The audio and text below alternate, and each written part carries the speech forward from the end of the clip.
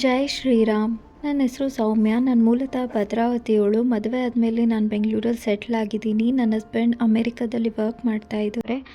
So ಅವ್ರನ್ನ join ಆಗೋದಕ್ಕೋಸ್ಕರ ನಾನು ಅಮೇರಿಕಾಗೆ ಪ್ರಯಾಣ ಮಾಡ್ತಾ ಇದ್ದೀನಿ. ಈ ಪ್ರಯಾಣದಲ್ಲಿ ನನಗಾಗಿದ್ದ ಅನುಭವಗಳನ್ನು ನಿಮ್ಮ ಹತ್ರ ಶೇರ್ ಮಾಡೋಣ ಅಂತ ಈ vlog. Stay tune for more videos. ಹೊರಡೋದಕ್ಕೆ ಮುಂಚೆ ಕ್ಷೇಮವಾಗಿ ಹೋಗಿ ಬರಲಿ ಅಂತ ನಮ್ಮ ಮನೇಲಿ ಗಿಫ್ಟ್ಸ್ ಕೊಟ್ಟು ಶುಭ ಹಾರೈಸಿದ್ರು. ಮತ್ತು ಏರ್ಪೋರ್ಟಿಗೆ ಡ್ರಾಪ್ ಮಾಡೋದಕ್ಕೆ ನಮ್ಮ ಫ್ಯಾಮಿಲಿಯಲ್ಲಿ ಎಲ್ಲರೂ ಬಂದು ನನಗೆ ಅಲ್ಲೂ ಕೂಡ ಸೆಂಡ್ ಆಫ್ ಕೊಟ್ಟು ಕಳಿಸಿದ್ರು. ಅಲ್ಲಿಂದ ನಾನು ನೆಕ್ಸ್ಟು ಬ್ಯಾಗ್ ಚೆಕ್ ಆಗಿ ಬೋರ್ಡಿಂಗ್ ಪಾಸ್ ತೊಗೊಳ್ಳೋಣ ಅಂತ ಕೌಂಟರ್ ಹತ್ರ ಹೋದೆ. ಬಟ್ ಕೌಂಟರ್ ಇನ್ನೂ ಓಪನ್ ಇರಲಿಲ್ಲ. ಸೊ ಸುಮಾರು ಹೊತ್ತು ವೆಯ್ಟ್ ಮಾಡಿದ ನಂತರ ಕೌಂಟರ್ ಓಪನ್ ಆಯಿತು.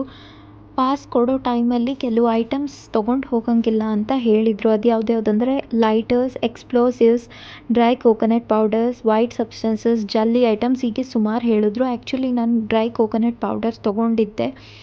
ಸೊ ಅದರಲ್ಲಿ ಆಯಿಲ್ ಕಂಟೆಂಟ್ ಇದೆ, ಅದು ತೊಗೊಂಡು ಹೋಗೋಂಗಿಲ್ಲ ಅಂತ ರೀಸನ್ ಕೊಟ್ಟು ತೆಗ್ಸಿದ್ರು. ನಿಮ್ಮ ಫ್ಯಾಮಿಲಿಯವರಿದ್ದರೆ ಬೇಕಿದ್ದರೆ ಹೋಗಿ ಕೊಟ್ಟು ಬನ್ನಿ ಅಂದರು. ಬಟ್ ಆಲ್ರೆಡಿ 2:30 ಆಗಿತ್ತು. ನಮ್ಮ ಫ್ಯಾಮಿಲಿಯವ್ರು ನನ್ನನ್ನು ಸೆಂಡ್ ಆಫ್ ಕೊಟ್ಟು ಹೋಗಿದ್ದರು. ಇಲ್ಲ ಅವ್ರು ಹೋದರು ಅಂತ ಅಂದೆ. ಸೊ ಅವರೇ ಇಟ್ಕೊಂಡ್ರು. ನೆಕ್ಸ್ಟ್ ಅಲ್ಲಿಂದ ಸೆಕ್ಯೂರಿಟಿ ಚೆಕ್ಕಿಗೆ ಹೋದೆ. ಸೆಕ್ಯೂರಿಟಿ ಚೆಕ್ ಆಯಿತು, ಇಮಿಗ್ರೇಷನ್ ಆಯಿತು. ಅಲ್ಲಿಂದ ನನ್ನ ಗೇಟ್ ಹತ್ರ ಹೋದೆ. 3:50ಕ್ಕೆ ನನ್ನ ಫ್ಲೈಟ್ ಇದ್ದಿದ್ದು. 1 ಅವರ್ ಬಿಫೋರ್ ಪ್ಯಾಸೆಂಜರ್ಸನ್ನೆಲ್ಲ ಬೋರ್ಡಿಂಗ್ ಪಾಸ್ ಚೆಕ್ ಮಾಡಿ ಒಳಗೆ ಬಿಡ್ತಾರೆ. ಅದೇ ರೀತಿ ನಂದು ಬೋರ್ಡಿಂಗ್ ಪಾಸ್ ಚೆಕ್ ಆಗಿ ಒಳಗೆ ಬಿಟ್ಟರು. ಸೊ ಒಳಗೆ ಹೋಗಿ ನನ್ನ ಸೀಟಲ್ಲಿ ನಾನು ಕೂತ್ಕೊಂಡೆ. ಈಗ ದೋಹಾಗೆ ಹೋಗ್ತಾ ಇರೋದು. ದೋಹಾಯಿಂದ ಫ್ಲೈಟ್ ಚೇಂಜ್ ಮಾಡಬೇಕು. So Bangalore to Doha 4 hours journey.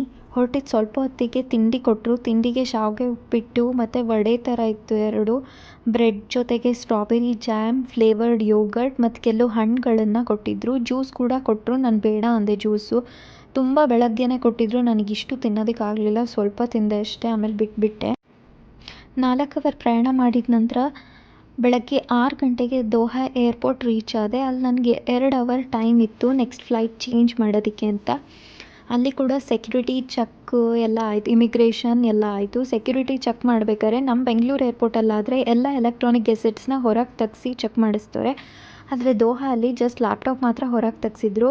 But ನನ್ನ ಲ್ಯಾಪ್ಟಾಪಿಗೆ ಮೇಲ್ಗಡೆ ಲ್ಯಾಪ್ಟಾಪ್ ಕವರ್ ಹಾಕಿದೆ, ಅದನ್ನು ಓಪನ್ ಮಾಡಿ ಅಂತ ಅಂದರು. ನನಗೆ ಓಪನ್ ಮಾಡೋದಕ್ಕಾಗಲಿಲ್ಲ. ಆಮೇಲೆ ಅವರೇ ಮಾಡ್ತೀನಿ ಅಂತ ಇಸ್ಕೊಂಡ್ರು. ಮುರಿದಾಕ್ಬಿಟ್ಟು ಸಾರಿ ಅಂತ ಕೇಳಿದ್ರು. ನೆಕ್ಸ್ಟ್ ಅಲ್ಲಿ ನಮ್ಮ ಬ್ಯಾಗನ್ನು ಕಂಪ್ಲೀಟ್ ಓಪನ್ ಮಾಡಿ ಪಿನ್ ಟು ಪಿನ್ ಚೆಕ್ ಮಾಡ್ತವ್ರೆ. ಈವನ್ ನಮ್ಮ ಶೂ, ಸಾಕ್ಸ್ ಎಲ್ಲ ತೆಗ್ಸಿದ್ರು. ದೋಹಾ ಏರ್ಪೋರ್ಟ್ ತುಂಬ ಅಂದರೆ ತುಂಬ ದೊಡ್ಡದಿತ್ತು. ಅಲ್ಲಿ ಒಳಗಡೆನೆ ಓಡಾಡೋದಕ್ಕೆ ಮೆಟ್ರೋ ಇತ್ತು. ನನ್ನ ಗೇಟು ಹತ್ತಿರದಲ್ಲೇ ಇತ್ತು. ಸೊ ನಾನು ಬೈ ವಾಕ್ ಹೋದೆ. ನೆಕ್ಸ್ಟ್ ಅಲ್ಲಿಂದ ನನಗೆ 8 ಗಂಟೆಗೆ ಅಟ್ಲಾಂಟಾ ಫ್ಲೈಟ್ ಇದ್ದಿದ್ದು. ಮಾಮೂಲಿ ಥರ 1 ಅವರ್ ಬಿಫೋರು ಪ್ಯಾಸೆಂಜರ್ಸ್ನ ಬೋರ್ಡಿಂಗ್ ಪಾಸ್ ಚೆಕ್ ಮಾಡಿ ಒಳಗೆ ಬಿಡ್ತಾಯಿದ್ರು. ಅದೇ ರೀತಿ ನಂದು ಬೋರ್ಡಿಂಗ್ ಪಾಸ್ ಚೆಕ್ ಮಾಡಿ ಒಳಗೆ ಬಿಟ್ಟರು. ಇಲ್ಲಿಂದ ನನಗೆ ಅಟ್ಲಾಂಟಾಗೆ 16 ಅವರ್ಸ್ ಟ್ರಾವೆಲ್. ಒಂದೇ ಜಾಗದಲ್ಲಿ 16 ಅವರ್ಸ್ ಕೂತ್ಕೊಳ್ಳೋದು ತುಂಬ ಕಷ್ಟ. 4 ಅವರ್ಸ್ ಏನಷ್ಟು ಅನ್ನಿಸ್ಲಿಲ್ಲ, ಬಟ್ 16 ಅವರ್ಸ್ ತುಂಬ ಕಷ್ಟ ಅನ್ನಿಸ್ತು.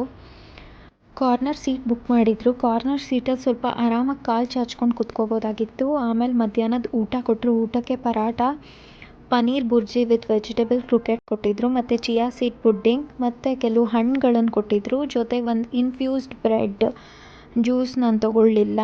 ನೆಕ್ಸ್ಟ್ ಸಂಜೆ ಗ್ರಿಲ್ಡ್ ವೆಜಿಟೇಬಲ್ ಪಿಜ್ಜಾ ಕೊಟ್ಟಿದ್ರು. ಜೊತೆಗೆ ಆರೆಂಜ್ ಜ್ಯೂಸ್ ಕೊಟ್ಟಿದ್ರು. ಆ ಜ್ಯೂಸ್ ಒಳ್ಳೆ ಟಾನಿಕ್ ಥರ ಇತ್ತು. ನಂಗೆ ಕುಡಿಯೋದಕ್ಕಾಗಲಿಲ್ಲ, ಅದ್ರ ಫೋಟೋ ತೆಕ್ಕೊಂಡಿಲ್ಲ.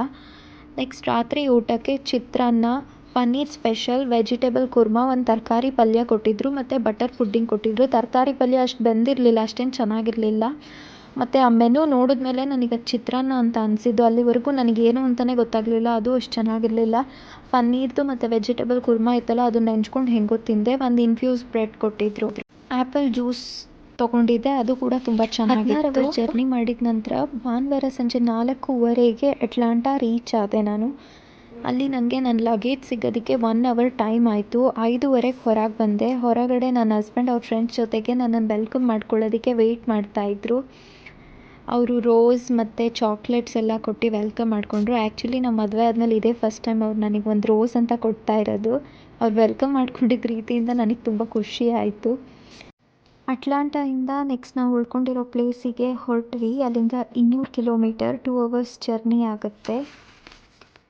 ಯಾವುದು ನಿನ್ನ ಭಾಗ್ಯದಲ್ಲಿದೆಯೋ ಅದು ನಿನಗೆ ಸಿಕ್ಕೇ ತೀರುತ್ತದೆ. ಯಾವುದು ನಿನ್ನದಲ್ಲವೋ ಅದು ನೀ ಎಷ್ಟು ಪ್ರಯತ್ನಿಸಿದರೂ ಸಿಗಲಾರದು. ಚಿಂತೆ ಬಿಡು, ಜೀವನದಲ್ಲಿ ಬರುವುದೆಲ್ಲವ ಬಂದಂತೆ ಸ್ವೀಕರಿಸು. ಜೈ ಶ್ರೀಕೃಷ್ಣ.